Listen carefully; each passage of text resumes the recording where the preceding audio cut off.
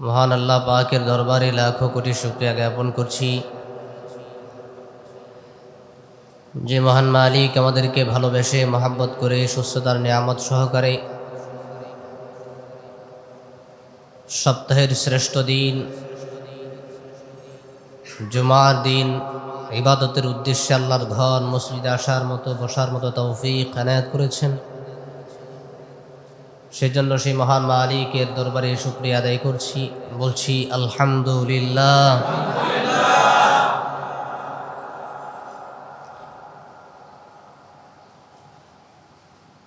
সময়ের ধারাবাহিকতায় শরীয়তে ইসলামের গুরুত্বপূর্ণ একটি বিধান আমাদের সামনে আসছে, সেটা হলো কোরবানির বিধান আমাদের সামনে আসতেছে। রব্বুল আলামিনের তৌফিক যদি শামিলে হাল হয়, আল্লাহ যাদেরকে সামর্থ্য দিয়েছেন দিবেন, আমরা এই বিধান পালন করব ইনশাআল্লাহ। প্রত্যেক বছরেই আমরা যারা কুরবানি করি,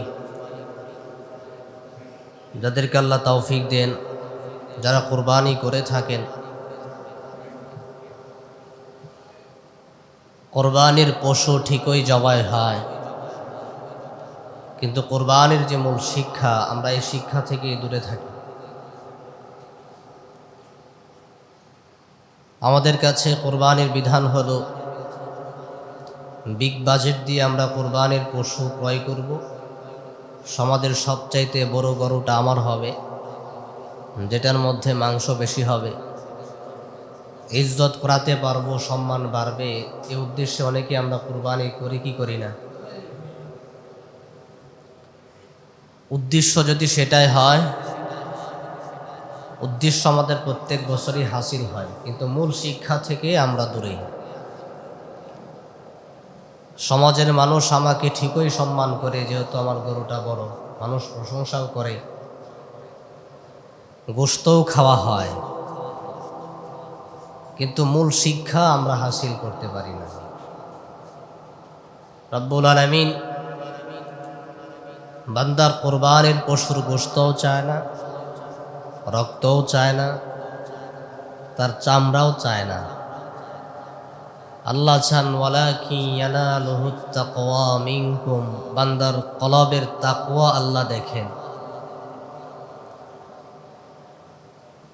আর এই কোরবানির বিধান শুধু হযরত ইব্রাহিম আলাইহিস সালাতু ওয়াস সালামের মধ্য দিয়ে শুরু হয়েছে এমন নয়, বরং পৃথিবী যখন থেকে শুরু, কোরবানির বিধানও তখন থেকেই শুরু।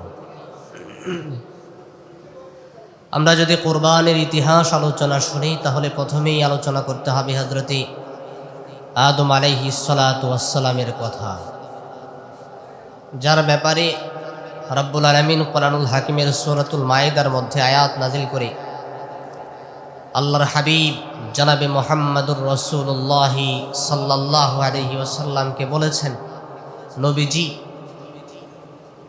ওয়াতলু আলাইহিম নাবা বানি আদম বিল হক, ও নবীজি আপনি আদমের দুই পুত্রের ঘটনা যথাযথভাবে সত্য সহকারে আপনি আলোচনা করেন। আল্লাহর বর্ণনা হলো ওয়াতলু আলাইহিম নাবা বানি আদম বিল হক, বিল হক দ্বারা আল্লাহ তাআলা বুঝালেন আপনি যথাযথভাবে বর্ণনা করবেন, সত্যটা বর্ণনা করবেন, সত্য সহকারে বর্ণনা করবেন। আল্লাহ যে নবীজিকে সত্য সহকারে বর্ণনার ব্যাপারে সম্বোধন করলেন, এটার মানে কি রাসূলুল্লাহ মিথ্যা বলতেন? রাসূল তো মিথ্যা বলতেন না। তাহলে আল্লাহ রাসূলকে এই ব্যাপারে সতর্ক করে কেন আলোচনা করার কথা বললেন? আল্লাহর হিকমাহ আছে না নাই? আল্লাহর হিকমাহ হলো আপনি ইতিহাস আলোচনা করছেন, ইতিহাস আলোচনা করার মূলনীতি আল্লাহ শিক্ষা দিচ্ছেন নবীজির মাধ্যমে সূরাতুল মায়েদায়। নবীজি ইতিহাস আলোচনা করার ক্ষেত্রে ইতিহাস বর্ণনা করার ক্ষেত্রে সতর্কতা অবলম্বন করতে হবে। বাড়িয়েও বলা যাবে না, কমিয়েও বলা যাবে না। যদি ইতিহাস আলোচনা করার ক্ষেত্রে, বর্ণনা করার ক্ষেত্রে কম বেশি আলোচনা করা হয়, তাহলে ইতিহাস বিকৃত হবে, ভবিষ্যৎ প্রজন্ম সঠিক ইতিহাস থেকে বঞ্চিত থাকবে। ঠিক কিনা বলেন? যদি কমিয়ে বাড়িয়ে আলোচনা করা হয়, তাহলে যেটা হবে, আমাদের বাংলাদেশে যেটা হয়, ক্ষমতার দল পরিবর্তনের মধ্য দিয়ে পাঠ্যপুস্তক পরিবর্তন করে, তারা সংস্কার করে। যখন আওয়ামী লীগ ক্ষমতায় আসে, তখন তারা পাঠ্যপুস্তক পরিবর্তন করে বলে, আমরা মুক্তিযুদ্ধের সঠিক ইতিহাস নতুন করে নবায়ন করছি, সঠিক ইতিহাস তুলে ধরছি। ভিন্ন দল যখন ক্ষমতায় আসে, তারাও পাঠ্যপুস্তক সংস্কার করে বলে, আমরা মুক্তিযুদ্ধের সঠিক ইতিহাস তুলে ধরছি। তো এভাবে ইতিহাস পরিবর্তনের মাধ্যমে, সংস্কারের মাধ্যমে ভবিষ্যৎ প্রজন্ম আসল যে সঠিক মুক্তিযুদ্ধের কোন ইতিহাস সেটাই ভুলে যায়, এবং তাদের মাধ্যমে তাদের কাছে একটা ভুল মেসেজ পৌঁছায়া যায়। ঠিক কিনা বলেন? তো আল্লাহ তাআলা সেই শিক্ষাটা দিচ্ছেন নবীজির মাধ্যমে। নবীজি, ওয়াতলু আলাইহিম নাবা বানি আদম বিল হক, আপনি বনি আদমের পুত্রদ্বয়ের ঘটনা, ইতিহাস আপনি আলোচনা করবেন, বর্ণনা করবেন, বিল হক, সত্য সহকারে, যথাযথভাবে।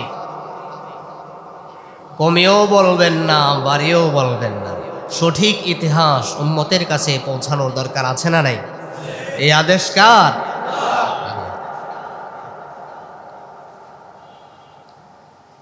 এবার রব্বুল আলামিন নিজে আলোচনা করছেন, কোরবানির ইতিহাস আলোচনা করছেন। কোরবানি কোত্থেকে আসলো, কোরবানির উদ্দেশ্য কি, কোরবানি দ্বারা আল্লাহ তাআলা কি চান, অর্থ কি। কোরবানি শব্দটা কুরবুন শব্দ থেকে এসেছে, যার অর্থ হলো নিকটবর্তী হওয়া। কি হওয়া? কাছাকাছি হওয়া, নৈকট্যশীল হওয়া। করিবুম মিনাল্লাহ, আল্লাহর কাছাকাছি হওয়া। কোরবানির মাধ্যমে বান্দা আল্লাহর নৈকট্যশীল বান্দা হয়ে যায়, আল্লাহর কাছাকাছি চলে যায়, আল্লাহর নিকটবর্তী বান্দা হয়ে যায়। সুবহানাল্লাহ বলেন। রব্বুল আলামিন পৃথিবী সৃষ্টি করার পরে যখন হযরতে আদম আলাইহিস সালাতু ওয়াস সালাম এবং হাওয়া আলাইহাস সালাতু ওয়াস সালামকে দুনিয়াতে পাঠালেন, তখন তো এই দুইজন মানুষ ছাড়া পৃথিবীতে আর কোনো মানুষ ছিল না। ঠিক কিনা বলেন? তো তখন রব্বুল আলামিন প্রত্যেক গর্ভে দুইজন করে বাচ্চা দান করতেন।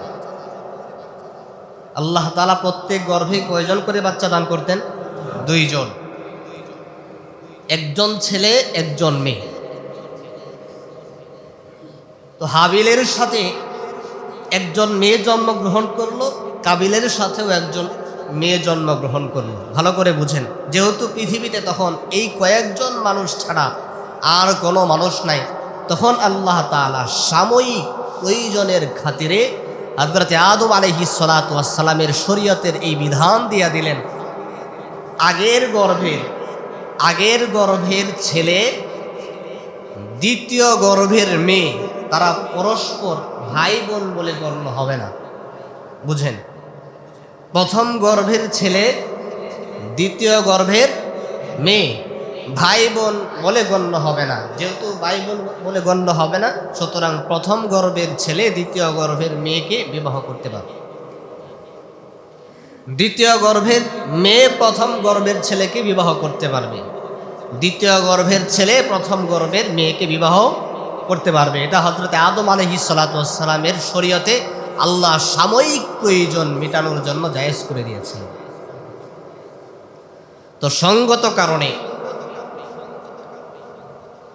হাবিলের সাথে যেই বোন জন্মগ্রহণ করেছিল সেটা ছিল কালো, কদাকার, কুশ্রী, দেখতে তেমন ভালো না। আর কাবিলের সাথে যেই মেয়ে জন্মগ্রহণ করেছিল সে ছিল পরমা সুন্দরী, সুশ্রী।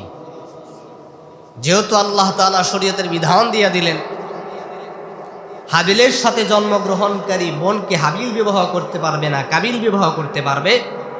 কাবিলের সাথে জন্মগ্রহণকারী মেয়েকে হাবিল বিবাহ করতে পারবে। কিন্তু এখন দেখা যাচ্ছে কাবিলের সাথে জন্মগ্রহণকারী বোনকে পেয়ে যাচ্ছে হাবিল, আর হাবিলের সাথে জন্মগ্রহণকারী বোনকে পেয়ে যাচ্ছে কাবিল। কালো বোন চলে যাচ্ছে কাবিলের কাছে, সুন্দরী বোন চলে আসছে হাবিলের কাছে। এটা কাবিল মানতে নারাজ যে আমার সাথে জন্মগ্রহণকারী বোনকে আমি বিবাহ করব। এখন সে কি শুধুই তার বাবার কথাও মান্য করলো নাকি আল্লাহর কথা? এই বিধান কার দেওয়া? সে প্রত্যাখ্যান করলো যে আমি এটা পালন করতে পারবো না, আমি আমার বোনকেই বিবাহ করব। এবার হযরতে আদম আলাইহিস সালাতু ওয়াস সালাম বললেন, তাহলে তোমরা কুরবানি করো। যদি আমার কথা নাই মানো তাহলে তোমরা তোমাদের পছন্দ মতো বস্তুকে কুরবানি পেশ করো। যার কুরবানি কবুল হবে, যার পক্ষে কুরবানি কবুল হবে তার পক্ষে রাই যাবে। আল্লাহ রাব্বুল আলামিন আলোচনা করলেন, ইয ক্বাররাবা কুরবানান ফাতুকব্বিলা মিন আহাদিহিমা ওয়া লাম ইউতাকাব্বাল মিনাল আখার।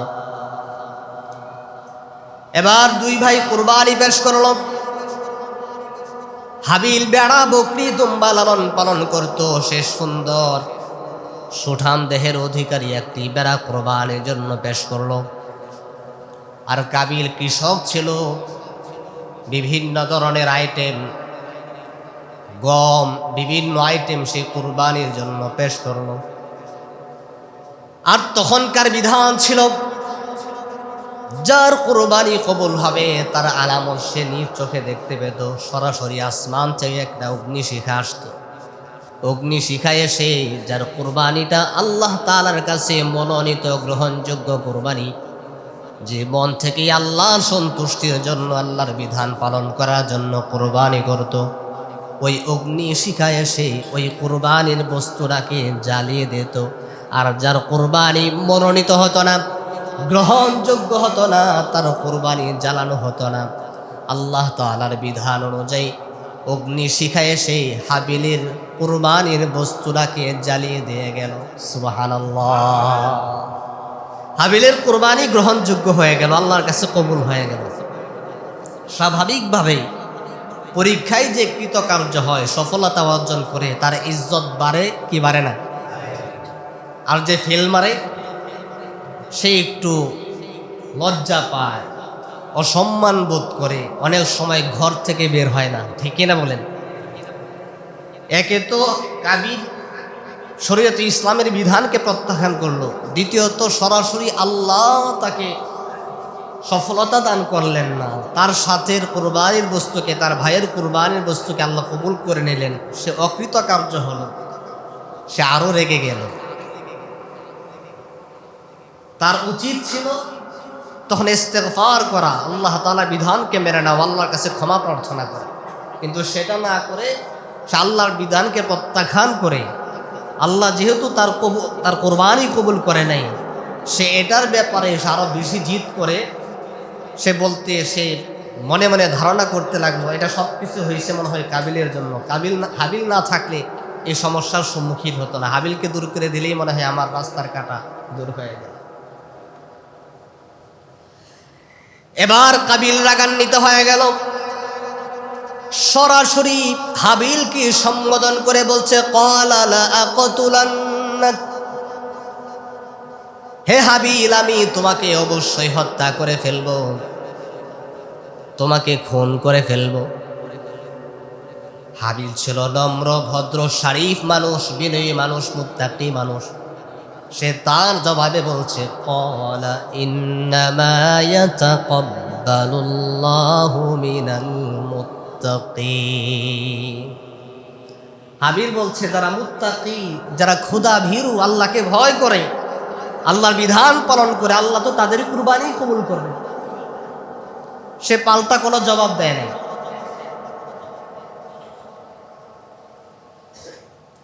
এবার রব্বুল আলামিন আলোচনা করছেন, যখন নাকি কাবিল তার হাবিল ভাইকে হত্যা করবার জন্যে ঘোষণা করলো, হত্যা করার কথা বলল, হাবিল সুন্দর ভাষায়, বিনয়ী ভাষায় বলছে, ভাই তুমি যদি আমাকে হত্যা করার জন্য তোমার হাত আমার দিকে প্রসারিত করো, আমি তোমাকে পাল্টা জবাব দেওয়ার জন্য তোমার দিকে আমার হাত প্রসারিত করব না, তোমাকে খুন করব না, তোমাকে হত্যা করব না। সে সুন্দর একটা জবাব দিল। রব্বুল আলামিন বলছেন, তখন কাবিল শয়তানের ধোঁকায় পড়ে, ওয়াসওয়াসায় পড়ে গিয়া হাবিলকে হত্যা করে ফেলল। হত্যা করার পরে যেহেতু পৃথিবীতে আর কোনো মানুষ তখন মারা যায় নাই, তারাই প্রথম মানুষ। মানুষ মারা গেলে কি করতে হয়, আসলে জানাজা দিতে হয় কি হয় না, দাফন কাফন করতে হয় কি হয় না, সেই জ্ঞান তখন তাদের নাই। তখন কি করবি? হাবিলের লাশটা হাতে করে নিয়ে টানতি টানতি কাঁদি বহন করে জঙ্গলের পর জঙ্গল হাঁটে, আর আফসোস করে কি করব, এই লাশ কি করব।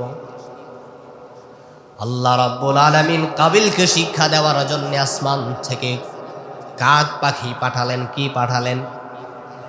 আল্লাহ বলছেন, ফাবাআসাল্লাহু গুরাবান ইয়াবহাসু ফিল আরদি লিয়ুরিয়াহু কাইফা ইওয়ারি সাওআতা আখি ক্বালা ইয়া ওয়াইলাতা أعجزت أن أكون مثل هذا الغراب فأواري سوءة أخي فأصبح من النادمين الله أكبر আল্লাহ রাব্বুল আলামিন দুইটা কাক পাঠালেন। দুইটা কাক একটা আরেকটার সঙ্গে ঝগড়া করতে করতে একটা আরেকটাকে হত্যা করে ফেলে। এই দৃশ্য কাবিল বসে বসে দেখে। দুই কাক ঝগড়া করতে করতে একটা আরেকটাকে হত্যা করে ফেলল। হত্যা করার পরে যে কাকটা নিহত হয়ে গেল, যে কাকটা ইন্তেকাল করলো, আরেকটা কাক মাটি খনন করে মৃত কাকটাকে দাফন করার চেষ্টা করছে।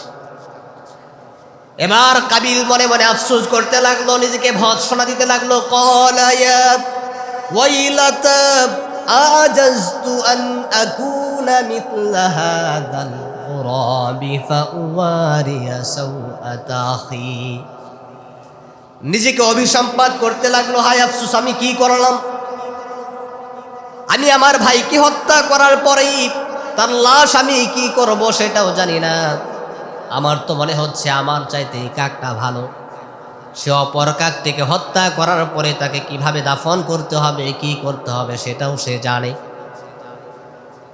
এই কাক থেকে শিক্ষা গ্রহণ করে কাবিল তার হাবিল ভাইকে দাফন করলেন। আল্লাহ রাব্বুল আলামিন সেই পৃথিবীর সূচনা লগ্ন থেকেই হাবিল কাবিলের মধ্য দিয়া কোরবানির বিধান নাজিল করেছিলেন। সেই ধারাবাহিকতায় আজও পর্যন্ত কোরবানির বিধান অব্যাহত আছে। কিন্তু উম্মতে মুহাম্মদের যেই কোরবানির বিধান, সেটা সরাসরি আদম আলাইহিস সালাতু ওয়াস সালাম থেকে নয়, বরং ইব্রাহিম আলাইহিস সালাতু ওয়াস সালামের সুন্নাহ হিসাবে উম্মতে মুহাম্মদের উপর আল্লাহ তাআলা কুরবানির বিধানকে ওয়াজিব করে দিয়েছে। আল্লাহর হাবিব জনাবে মুহাম্মদুর রাসূলুল্লাহ সাল্লাল্লাহু আলাইহি ওয়াসাল্লামকে জিজ্ঞাসা করা হলো সাহাবে আজমাইনদের পক্ষ থেকে, কারণ আমরা তো কুরবানি করি, কুরবানির পশু জবাই করি, গোশত খাই, মানুষকে খাওয়াই, টাকা পয়সা খরচ করি, কত কিছুই না করি, কিন্তু কোনোদিন জিজ্ঞাসা করি না এতে আল্লাহর ফায়দাটা কি। সাহাবায়ে আজমাইন আল্লাহর হাবিবকে জিজ্ঞাসা করলেন, ইয়া রাসূলুল্লাহ, ইয়া হাবিবাল্লাহ, মা হাদিহিল আযাহি ইয়া রাসূলুল্লাহ, এই কুরবানি কি, তার উদ্দেশ্য কি?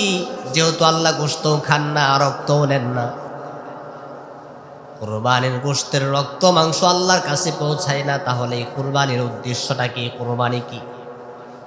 রাসূল সাল্লাল্লাহু আলাইহি ওয়াসাল্লাম হিকমাতান জবাব দিলেন, আল্লাহর হাবিব জানালেন হাদিহি সুন্নাতু আবিকুম ইব্রাহিম, এই কুরবানির বিধান হলো আমাদের পিতা ইব্রাহিম আলাইহিস সালাতু ওয়াস সালামের সুন্নাহ। সুবহানাল্লাহ। তিনি জবাব দিলেন এটা ইব্রাহিম আলাইহিস সালাতু ওয়াস সালামের সুন্নাহ। কুরবানি জবাই করলেন, গোশত খেলেন, টাকা পয়সা খরচ করলেন, শিক্ষা নিলেন কি? আল্লাহ তাআলা সূরাতুল কাউসারের মধ্যে শিক্ষার আলোচনা করছেন।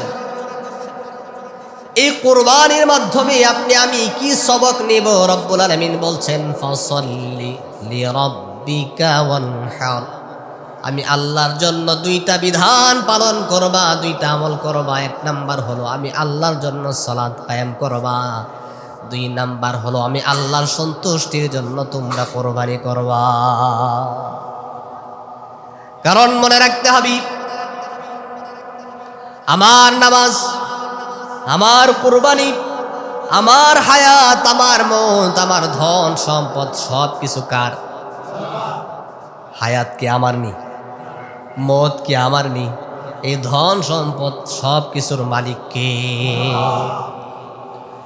আল্লাহ রাব্বুল আলামিন কোরআনুল হাকিমের মধ্যে বলছেন কুল ইন্না সলাতি ওয়া নুসুকি ওয়া মাহইয়ায়া ওয়া মামাতি লিল্লাহি রাব্বিল আলামিন।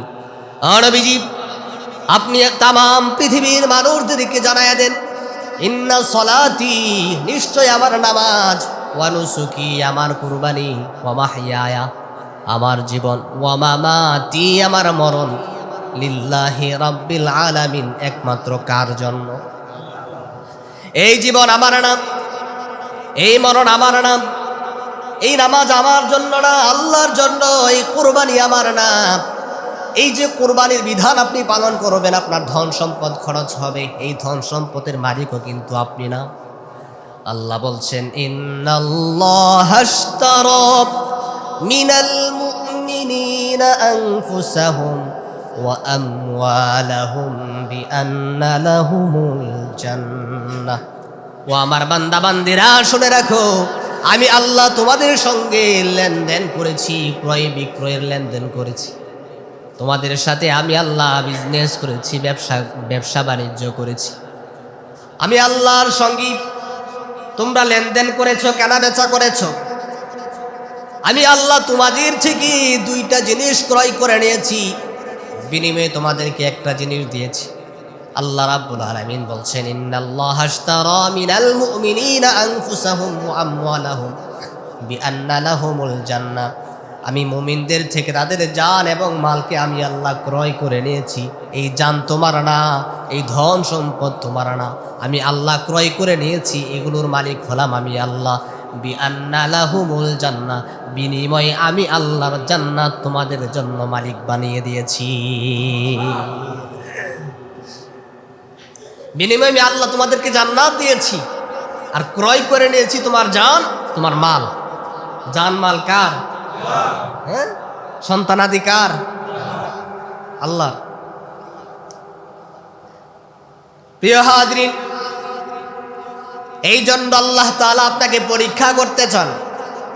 এই আল্লাহর দেওয়া জান, আল্লাহর দেওয়া মাল আপনি কোন পথে ব্যয় করলেন। এই জন্য আল্লাহ এই দুইটা জিনিসের সেদিন হিসাব নেবেন।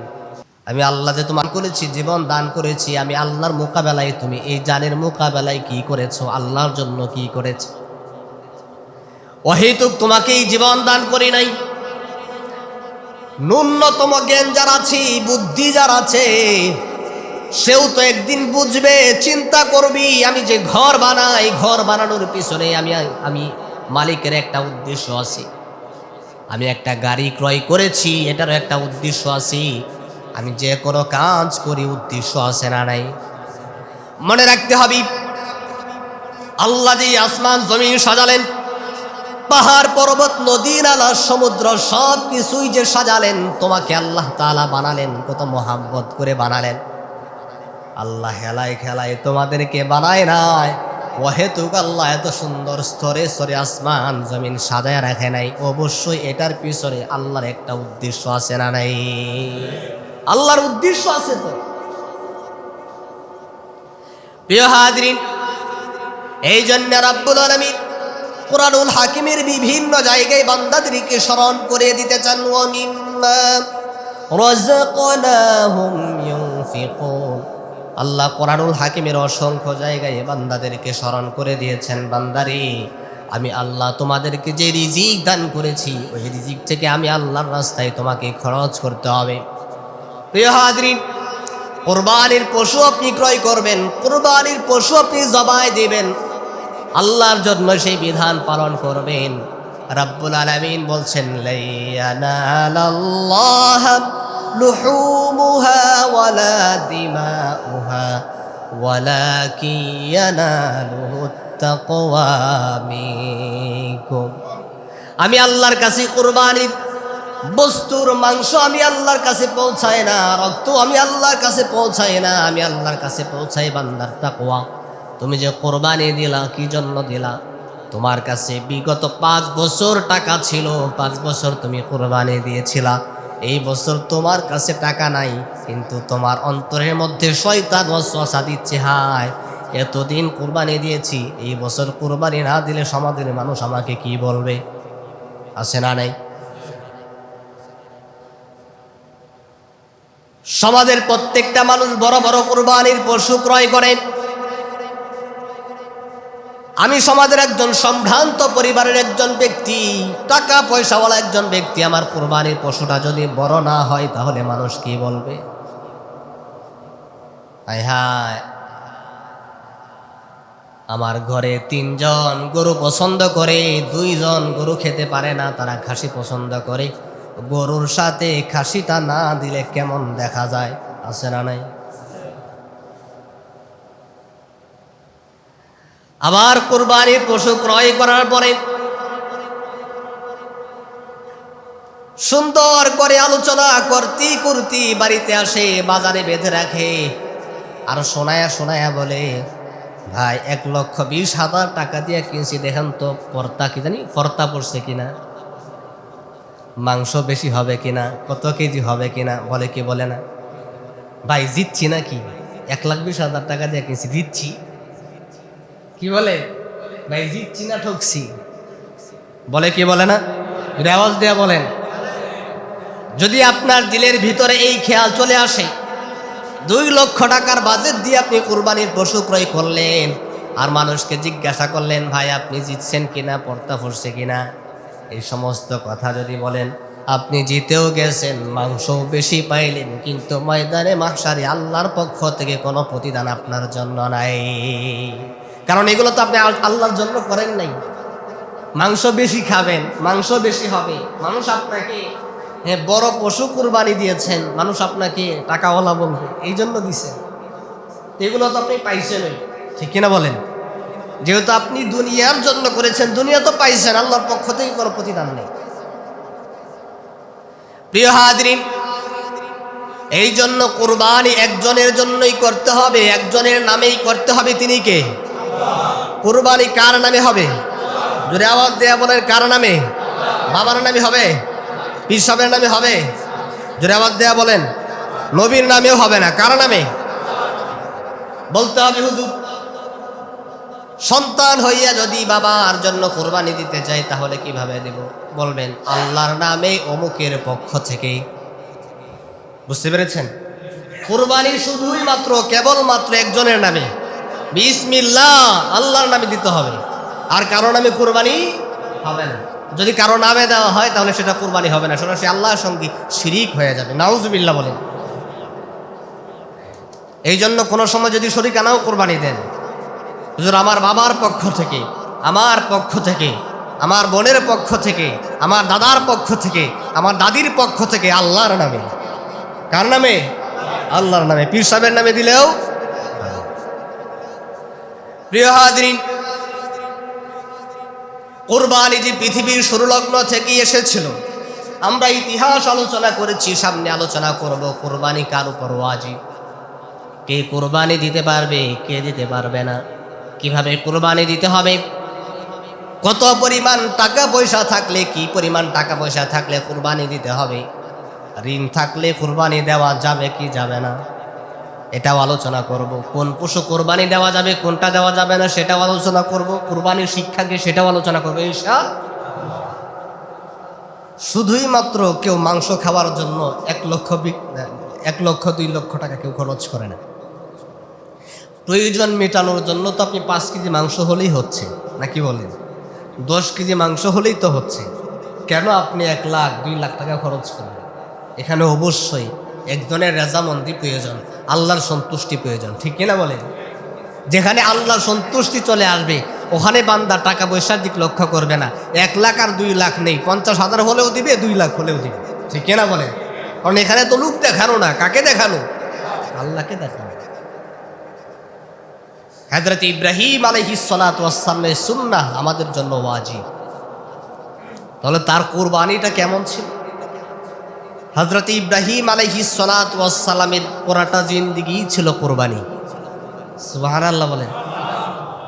পুরাটা জিন্দেগি কি ছিল? কুরবানি। কারণ কুরবানির মাধ্যমে, ত্যাগের মাধ্যমে, পরিশ্রমের মাধ্যমে আল্লাহ বান্দাকে সম্মানিত করতে চান।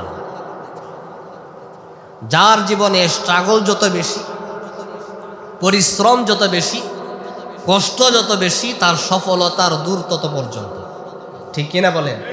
আপনি পরিশ্রম করলেন না, চেষ্টাও করলেন না, মেহনত করলেন না, ঘাম ঝরালেন না, টাকা পয়সা কি আপনার ঘরে চলে আসবে?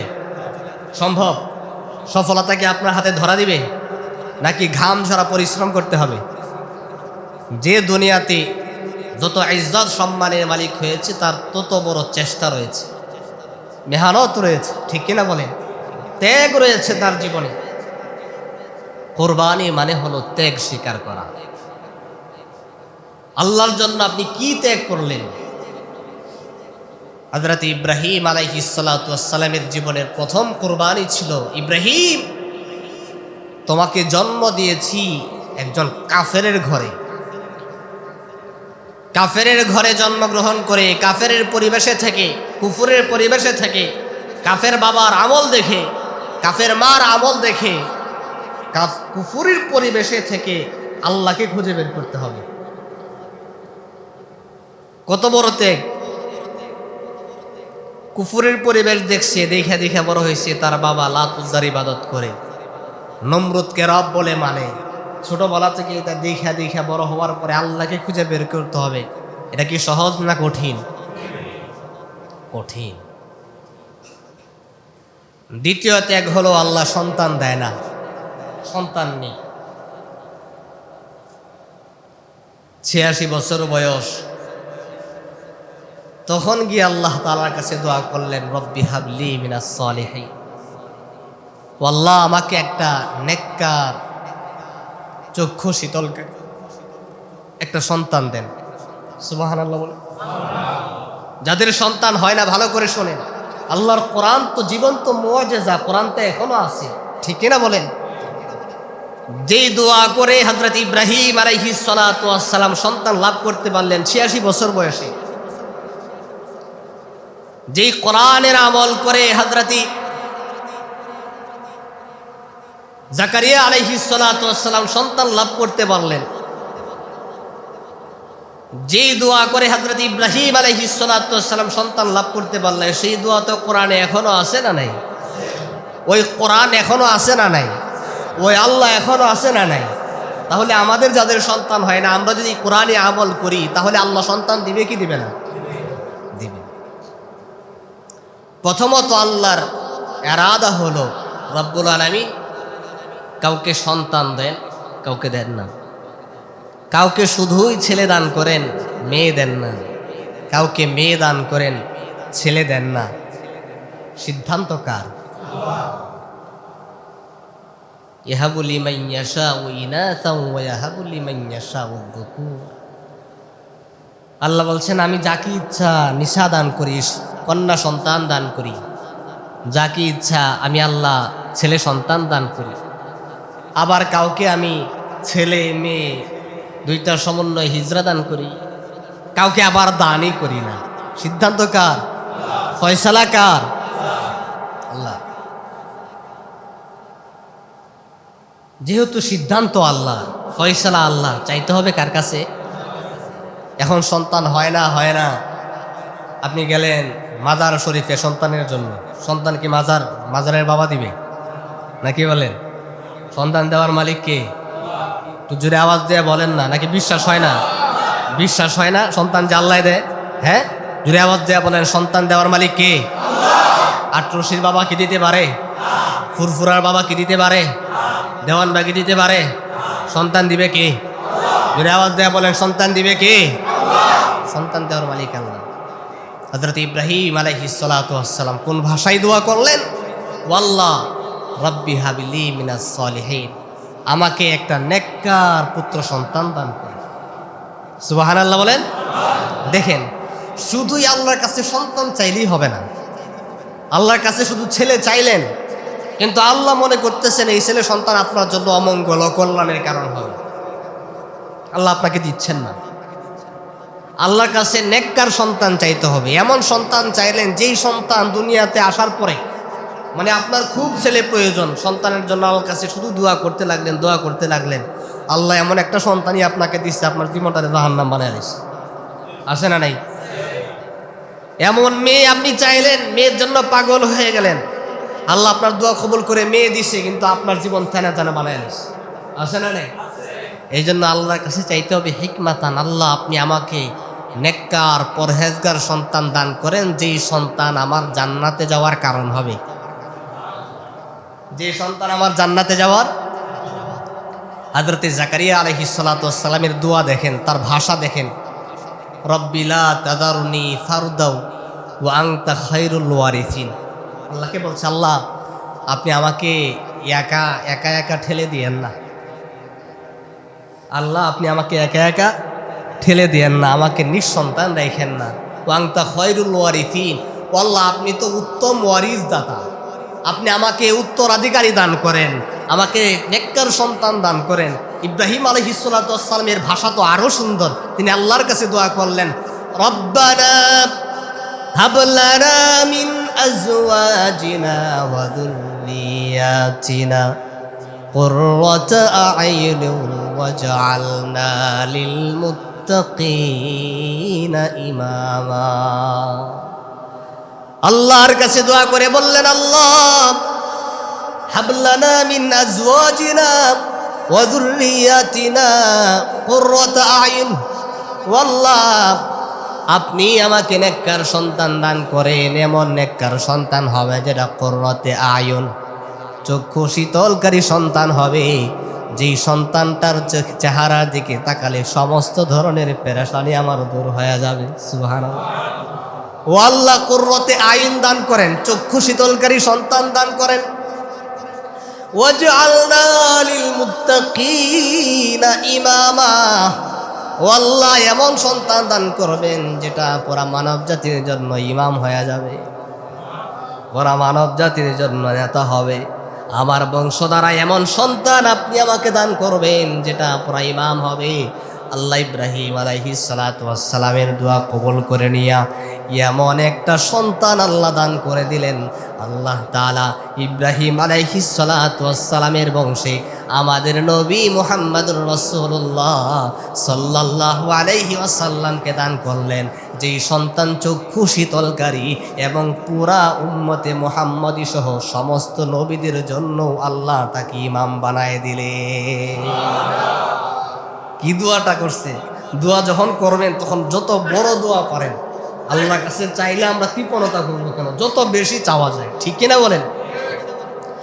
এই জন্য প্রিয় ভাইয়েরা, আমার পর্দার আড়ালের মায়েরা, যাদের সন্তান আদি হয় না, যাদের 10 বছর হয়ে গেছে সাংসারিক জীবন, 20 বছর হয়ে গেছে, কি করবেন বুঝে উঠতে পারছেন না, আল্লাহর শিখানো ভাষা ইব্রাহিম আলাইহিস সালাতু ওয়াস সালাম যে দোয়া করে সন্তান লাভ করেছিলেন 86 বছর বয়সে, ওই দোয়াটা সব সময় আল্লাহ তাআলার কাছে করতে থাকেন।